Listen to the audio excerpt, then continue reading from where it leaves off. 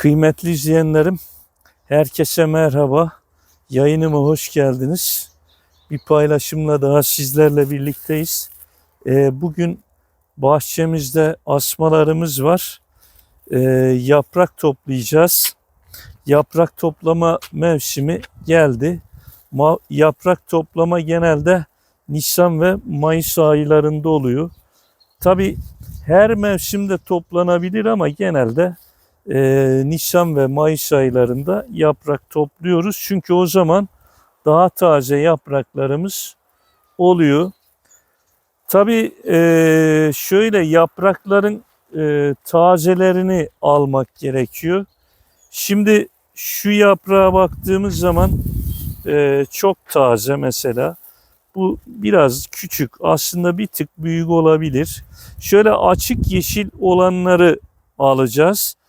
Tabii yapraklarımızı alırken de yani makasla kesilebilir. Ben tırnakla şöyle koparıyorum. Mesela şuna bakalım. Bu da yumuşak duruyor. Kıymetli izleyenler, şimdi şu yaprağımız damarları çıkmış. Yani yumuşak, kullanılabilir. Yani sarma yapılabilir. Ama bunu tabii almayacağım. Şuna gelelim. Bakınız, bu tam ideal bir yaprak olabilir. Damarları çok çıkmamış ve yumuşak da. Yani şöyle ellediğiniz zaman kadifemsi bir his veriyor. Bunu da koparıyoruz. Tabii şimdi salkımları mesela çiçek aşamasında şu anda üzümlerimiz, şu an yaprakları toplarken çok, yani salkımların açıkta kalmasını engellememiz lazım. Yani açıkta kalmasını önlemek lazım. Çok koparmamak lazım. Ne zaman çok koparmalıyız?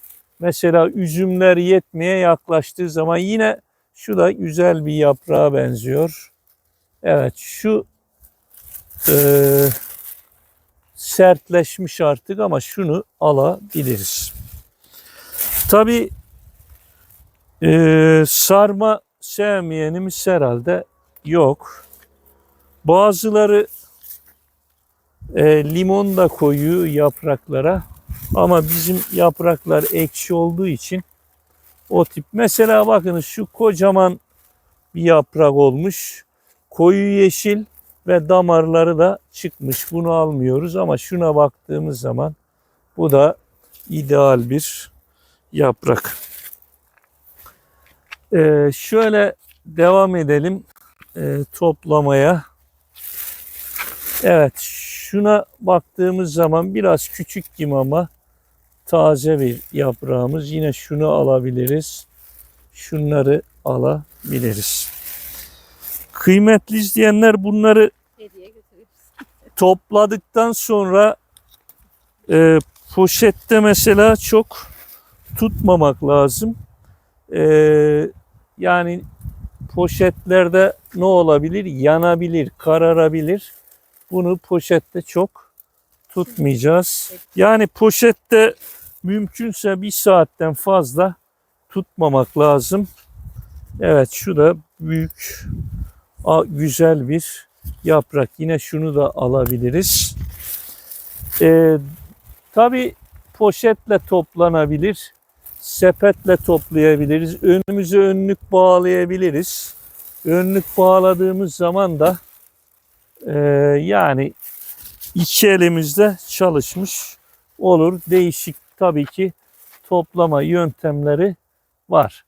Bir de tabii ki bazı yaprakların şu araları kapalı mesela. Şimdi öyle bir asmamız var.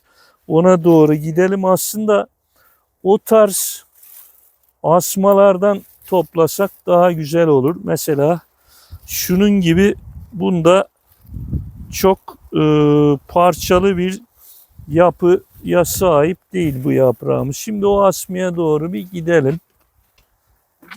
Şimdi kıymetli izleyenler, bu asmamızın bakınız şu aralarındaki yırtılmış parçalı bölüm az. Mesela bu tarz asmalardan yaprak toplanabilir. Yani sardığımız zaman pirinçler dökülmemiş olabilir ama bunun yaprakları da çok değil. Tabi fazla bundan da koparmayacağız. Birkaç tane alalım. Ben tabi size göstermek için geldim. Bunu çok kesmişiz bu asmamızı. Evet.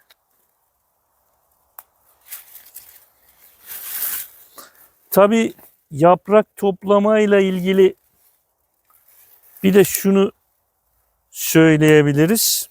Tabi bunu topladıktan sonra şöyle üst üste dizip bidonlara, cam kavanozlara kaya tuzu koyarak belli miktarda kaya tuzu koyarak saklayabiliriz. Sonra da ihtiyaç halinde oradan çıkarıp yemeklerimizi, sarmamızı yapabiliriz. Bugünkü paylaşımımız da bu kadar. Bir sonraki paylaşımda görüşmek üzere. Hoşça kalın.